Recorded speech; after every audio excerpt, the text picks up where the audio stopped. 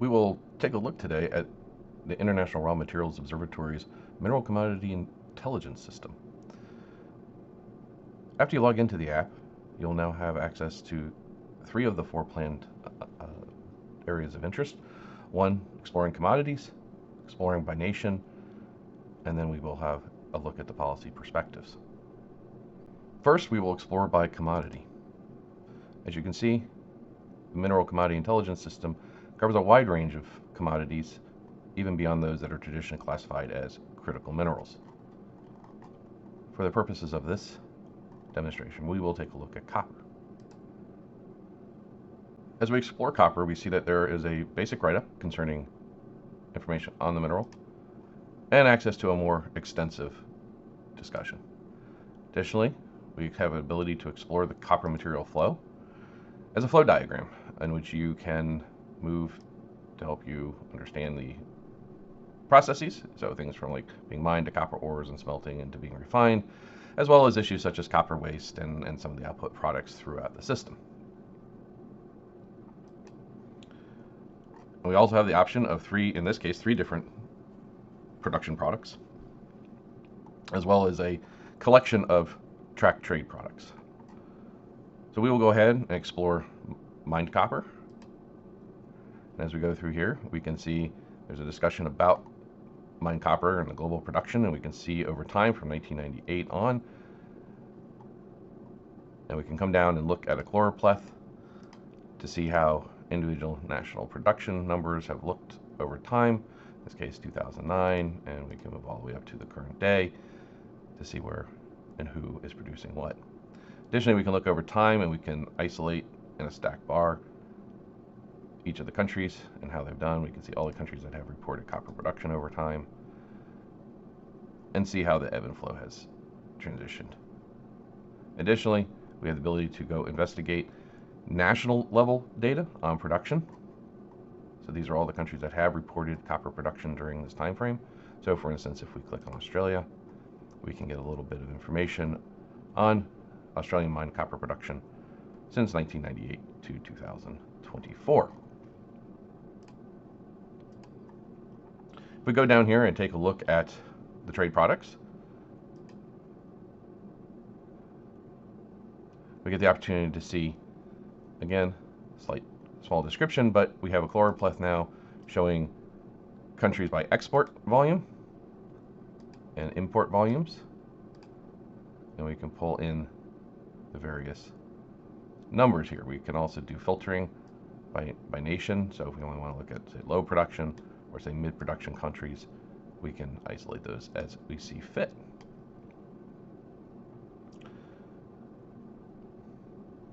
We are able to explore copper trade flow and copper trade flow as a circular network.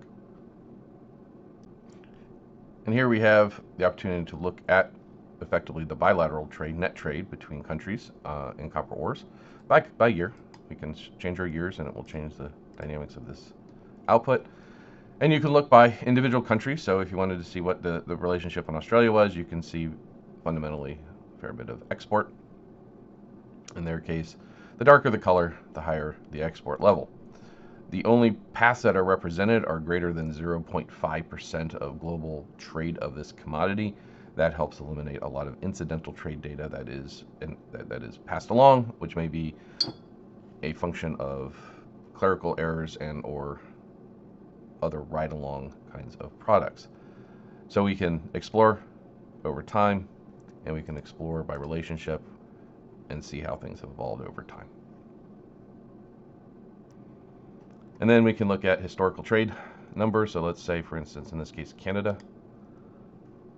This gives us an opportunity to explore what their trade over time has looked like, with exports in green, imports in red, and then their net trade in yellow.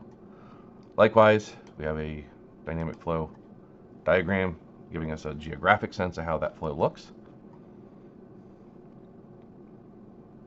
And then, for instance, we have the ability now to look at bilateral trade. So let's say between Canada and, say, Mexico. And we can see the bilateral trade between those two and basically imports, exports, and then net trade year by year by year in copper ores.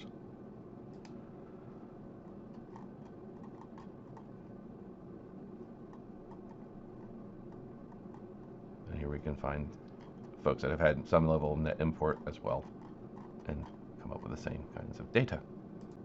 Now we've come back and are going to explore by nation. And so we can look at a constellation of nations available for which we have data. And so in this case, let's proceed again with Canada as an example. And so on this case, because we're looking at the entire spectrum, we have all the different production products that have been available, as well as all the trade products in which Canada is working with. So again, we look at copper, mined copper. We now see a similar chart to what we've seen before, and we can see the history of Canadian copper production, mined copper production. And if we go down here, again, the copper ores, we're able to see, again, our trade flows this way. And again, explore the specific bilateral relationships that we've had previously. And finally, the policy tracker. We click on the policy tracker, we get the opportunity to explore what is the current policy actions both within the European Union and the United States, which are intersecting with the mineral raw material space. Updates are published daily with whatever the latest components are. So for instance, on April 18th, we see that there was a specific document released in the executive branch. In this case, it's an executive order by President Trump. We get components which are cross-intersecting, in this case, impacting mineral rights availability.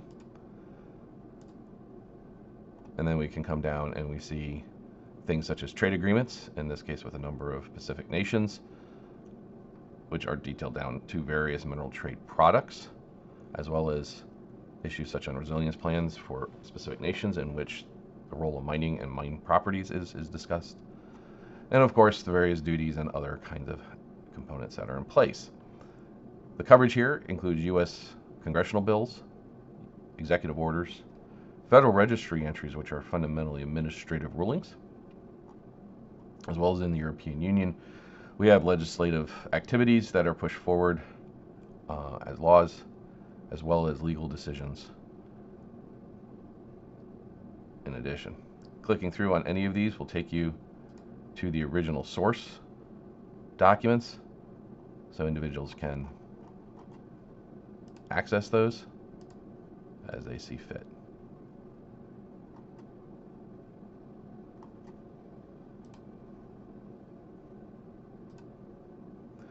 So I hope this has been a useful tour of the Mineral Commodity Intelligence System.